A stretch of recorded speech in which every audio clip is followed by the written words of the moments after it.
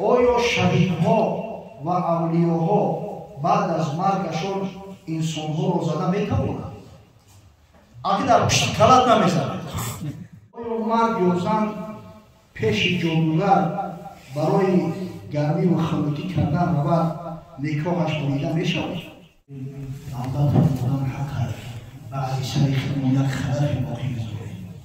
آنچنانی که ایشون علامه علیه رحمه بعد سرش ایشون داوری فرموده است. زنده دارنده نور پدر، دوام دهنده کار پدر، عمل کننده علم پدر. خداوند بزرگ ایشون علامه را بزرگوار ما آنهایی را که سعی کردن بعد سر شاگردان و خادمان شریعت باقی گذاشتند در پناهش عشق و پروردگار رحمت و مغفرت شافتند و در واقع جلال سخت یک از شما از یک چند سوال همین سوال را چهار فیلم جواب بده جونت اگر ماده شده باشه دوام میکنه اگر نه جواب شد یک مردم را شد باور کنید بخدا قسم این مسجد است همش صفت شورای دنبالهایی که سوال را یک بار جواب میگن در جمعه به حد هم شده است انگوشنا شده این زمانی است که بعد سب کدی سوال طراحی میکنی یا هفته و 2 هفته میکوانش باید جواب کد میگیرم اگر غلط هم بگم باید شفته نمیتونی باید دو جا گفته است برای همین سوال جواب بسیار مهم است خب یک برادر سوال کرده است که چرا بعضی انسان ها رو حضرت میگویند و الله رو هم حضرت خداوند میگویند آیا جایز هست این سخن در معنی الله؟ خب معنی حضرت در زبان عربی حضرتون جمعش حضرات ما فاکولته شرق‌شناسی میخوندیم در اونجا زبان عربی و روسی داریم ترجمه از عربی به روسی از روسی به عربی ترجمهش گسپدی جناب چرا کلمه حضرت میگن به خاطر احترام یعنی حضور محترم شما کسی که در حضور ما شرکت میکنه وقتی که بزرگوار میگن حضرتشان اصلا حضرتشان میگن یعنی که حضور محترم شما به خاطر احترام الله ذوالجلال و الاکرام که حاضر و ناظر است همیشه در همه حالت در همه جا البته که ارزنده تر است به این کلمه یگان مشکل نداره انشاءالله درست است. خب سوال دیگه باشه آیا مرد یا زن پیش جادوگر برای گرمی و خلوتی کردن رود نکاحش بریده میشود؟ اصلا پیش جادوگر رفتن خودش جنایت و گناه است. در حدیث آمده است حضرت صلی الله علیه و سلم میفرماید من اتی عرافا او کاهنا فصدقه بما یقول فقد کفر علی ما انزل علی محمد صلی الله علیه و سلم. کسی نزد صاحب جادوگر میرود و سخنهای او را تصدیق میکند وقتی درباره غیبیات گپ میزنند درباره آینده گپ میزنند این شخص بر قرآنی که بر محمد صلی الله علیه و سلم نازل شده است کافر میشه. برای گرمی خانگی اول کافر نمیشه گناهگار هست گناه میگیره میگو محمد از اون جادوگر رفته خودش گناه کبیره است اما وقتی که اون صغیر جادوگر رو درباره آینده گپ میزنند از غیبیات گپ میزنند اگر خدای نکرده اون بدبختی که نزد شده است گناهگار شده است باز تصدیق نکرده شده کافر میشه و برخواه بشورت از سبت میگیره برادر عزیز باور کنید در جای از صغیر جادوگر در همون دهانی درش ببینید 90 کلام ایستادگی 95% هم از زمان خود و همون زنای تیار رو خیلی همون زنای ما و شما و زنای حق همسایه ما اومد همون خاطر به اون مدرکا احتیاطی بید خوف از بین رفتن ایمان بید خب زیاد اخی قبلده نمیتونیم برای وقت هم تنگ از وقت هم زیاد گرفتیم نماز هم رو خمونده است آیا شهیدها و اولیاها بعد از مرگشون انسانها رو زده میتوانند؟ اگه در پشت کلت نمیزنند اما البته اگر به شرطی که پیش خدای بالا دعای بدت کند سرازر نمیگیری یقینی است امکان داره که انسان به خاطر عمل نیکش در حق همون مرده ها به دعای همون مرده ها خداوند سربلندی و سعادت نجات نصیبش کند امکان داره که در بلاها مبتلا شده در اینجا باید قرآن همون قصه ای در سوره کهف خداوند متعال بیان کرده است، قصه بین موسی علیه السلام و حضرت خضر علیه السلام. همون سه کاری که کردن اخیراً حضرت موسی با افراط‌ها و دیگر طاقت نکرد. از جمله هم یک شبی بود که در یک روزی سرد خنک دیهه رفتن مردم خونسوتا به حد سختی موندگی یتی کموش ندارد جوش ندارد. اما خضر علیه السلام حضرت موسی را امر کرد، گفتی دوست استینات را بالا کنم لای ببر بتیدم، من همین دیوار را راست کنم. دیوار یا دیوار خم گرفته بود، خوفی چپشیدنش بود. برای همین حضرت موسی وقتی کار بود کردن دیگه طاقت نکرد که اخی خونسوتا وقتی ما گمزمان نکردیم یکون مبلغ خراب نکردیم برای مردم کسی چی بود دیوار راست کردیم. وقتی که حضرت خضر علیه السلام بعدا جدا شدن قبل از جدا شدن بود و کان ابوهما صالحا، این دیوار گفت دیوار دو یتیم بچه هست که پدر صالح داشتن. پدر از ترس یعنی مردم بدبخت فاسق بیچاره میراث فرزندان را در زیر همین دیوار پنهان کرده بود است. ببینید با خاطر پدر صالح خدای تعالی دو پیغمبر نازنین چه عمل کرد در دنیا، دیوار راست کرده که یکی چپا نشود. قبل از وقت میراث مقصد آشکار شده بود، خراب یعنی دزدان و غارتگران شد. در حدیث اومده است، امام بزار روایت می‌کند به اسناد جید از عبدالله بن مسعود،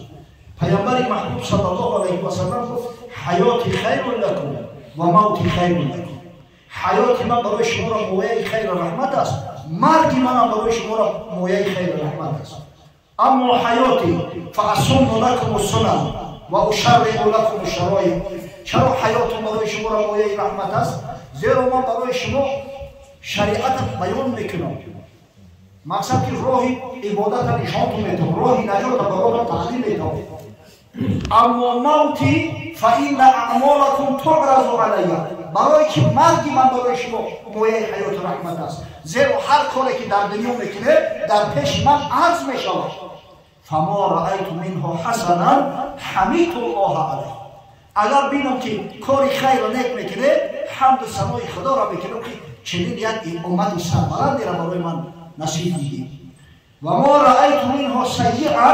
استغفرت الله لکم.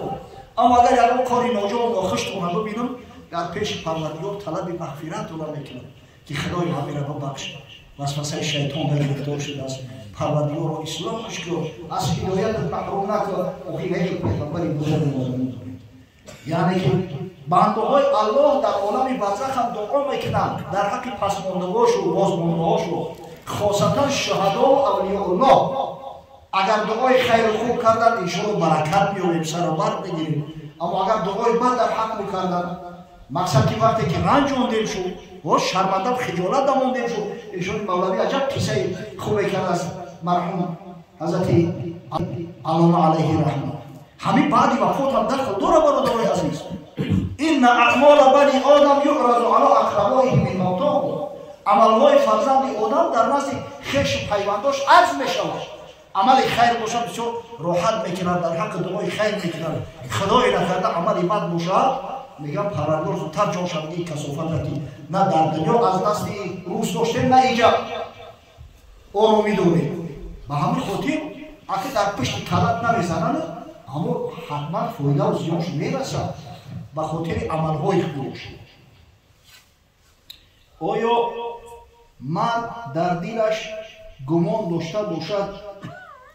نکاحش بریده شده است لیکن به زبان نگفته باشد؟ یک از در دلش طلاق گفت زنش به دل گفت اما به زبان نگفت. آیا طلاق واقع میشه؟ نمیشه. در این دل ما صدها گپ و کار میگذاره. این دل ما دیگه هم که آلوده شده است. وقتی مسلمان گناه کرد در دلش یک نقطه سیاه پیدا میشه. اگر گناه بالای گناه شد آسان اون دل زنگار میبنده. این دلای ما در یک چیزای میگذاره که اگر خدای بزرگ با همون گناه رو میگیرم رو سیاه میشه. از جمله همین طلاق. بعضی مردم وسوسه دادن خانه آورده با همین دل شده اگر زنه طلاق کار کرده باشه طلاق شد. اگر این علمتری بسیار سوال میتن چیزی که بدیل میگذرونی او اعتبار نداره. از جمله طلاق وقتی به هم دلش قصدی طلاق کرد طلاق واقع نمیشه. در حدیث مبارک اومده است حضرت میگه ان الله تجاوز عن امتی ما تو وصف سوری نفس خداوند از امت من چیزی را که در دلش وسوسه میشود و از دل میگذراند در میگذارد او را همش گناه قبول نمیکند طلاق قبول کی نمیشود و نهایت سوال آخیرا آیا در نماز فرض امام بعد از الحمد 50 باید قرائت کند و در دوم رکعت 8 آیت یا 10 آیت خواند یگان کراهیت دارد کراهیت ندارد اگر همین کار برعکس کنه البته کراهیت دارد زیرا بنای قوی در بالای ضعیف میشود رسول گرامی صلی الله علیه و سلم در رکعت اول نسبت رکعت دیگر بیشتر میخواند به خاطر چی؟ به خاطر که شاید کسایی که دیر ماندند یگان علت سبب قطعی تأخیر کردن بیایند دیرو کنند نماز دیرو کنند یعنی مسلوب نشود از نماز خفا نماند این حالت کراهیت ندارد اگر برعکس باشد که رکعت اول کم بخوانی و رکعت دیگر زیاد بخوانی انا در اون صورت کراهیت دارد اگر 3 آیت زیاد شود در رکعت دوم نسبت رکعت اول کراهیت دارد این انشاءالله یگان کراهیتی ندارد خداوند بزرگ رئیس نمبر روی کسی که یک مسئله سیویگر است اولو داشتن که چی خیلی مقصد سیویگر میکن در جمع بسیار بعضی در خونه میرن بعضی در مسجد میکنن مثلا می اصلا هر چیزی که تعیینی است کراهیت دارد هر چیزی اگر تعیینی باشد همین معین روزی معین ولی باید عادت داریم پامینکای مسافری روزی موده پدر مادر مخصوص قید میکنیم چیزلاش کردی باید 4 اپریل گذشته بود اما 4 اپریل باید آش طعام کنیم و بدیم هر چیزی که تعیینی است از شریعت نیست در شریعت اسلام هیچ چیزی خدا پیغمبر تعیین نکرده من احدث فی امرنا هذا ما لیس منه فهو رد در کتب فقهی هم از اون در فقهای خیلی مثلا در همین کتاب بزرگترین شرح هدایه شریف کمال‌الدین ابن در فتح القدیر میاره میگه و یکره اتخاذ الطعام من اهل المیت فی یوم الاول و ثالث و بعد الرسول کراهیت دارم میگه طعام آماده کردن اهل میت خوب روز اول باشد خوب 3 روزگی باشد خوب 7 باشد اگر تعیینی که کردن به یقین بدانید که کراهیت دارم اما اگر یک مقدار صبر کردن که همون مصیبت یک کمی آرام شد مقصد همون درد رنج کمی هم که باشد آهسته آهسته آرام شود بعد از اون اگر طعام بودن هر کاری کردن انشاءالله بخیر میگم حساب عجیب حساب داریم میگیم ایروز مردن باید حساب کنیم یا ایروز در قبر مردن این هم حساب نیست همین تعیینی وقتی کشید کراهیت دارد اگر به شرط تعیینی نکردیم یک مدت گذشت همون اهل همون خاندان آرام گرفتن مالی همون میت طریقه شید به اهلش رسید اگر مبادا یگان نفر از همون وارثای میت ای اهل خاندان شد اگر یگان نام طعام کرد یگان اشکال شد اما وقتی تعیینش میکنیم قطعا کراهیت دارد بعد همین عجیب مردم میده از بار خدا همین بعضی چیزایی را که اونقدر مهم نیست بسیار میچسبید از جمله یک کلمه مسئله جنجالی که امروز جامعه را فرا گرفته است کوچاک بسیار نداره خواهش میکنم همین مقصد که همین بینه اگر تیج هستند آروم هستند طریقه شید است حق به حقدار رسید است اخیردان مشکل نداره همین هر دردی که بالای انسان بیاید با مرور زمان آهسته آهسته که یک کمی تسکین می‌یابد اما رنج مصیبت وقتی که فراموش شد کردن نشون رو یا بخیر میشه خداوند بزرگ این مغفرت خیر و مبارک آمین پروردگار به خاطر احیای سنت نبوی حبیبش محمد صلی الله علیه و سلم به خاطر قلوب اتفاق معصوم در این فیلم در این محله در این دیار در خاندان برادرایی که در مجلس خیر ما شرکت بودند فیض و برکات و خیرات و حسنات خیر ما نازل خداوند فرزندای خاندان خواهیای محترم قسم به الله هر یک جوانمرد در این خاندان به نمو رسیدند کلان شدند بزرگ شدند که واقعا ذهن دیگر هستند پروردگار بزرگ از جمیع بالای غضب‌ناک حفظشان خداوند عمل خیر بده که برای فرزندان باشون نصیب بازی بکنه خداوند محمد حامیم ما را که الحمدلله در این محفل با باشون هم شرکت کنند فرزند خوب صالح نامبردار اگر امروز با تولدش اهل خاندانش خانواده شوقی کرده باشند فرد با عمل نیکش با فعالش با علمش مسلمانای دیار افتخار میکرده باشند با تولدش خداوند بزرگ عاقبت امور ما به خیر انجام دهد خبریان مسلمان زیستن مسلمان بودن فرد روز قیامت در حلقه محبان محمد صلی الله علیه و سلم محشور گشتن برای نصیب و روزی گرداند خداوند بزرگ غیرت همت مامته که وقتی نعمتی را برای ما عطا میکند شکرگزاری و نعمت فراموش نکنیم ربنا آتنا فی الدنیا حسنه و فی الآخرة حسنه و قنا عذاب النار آمین یا رب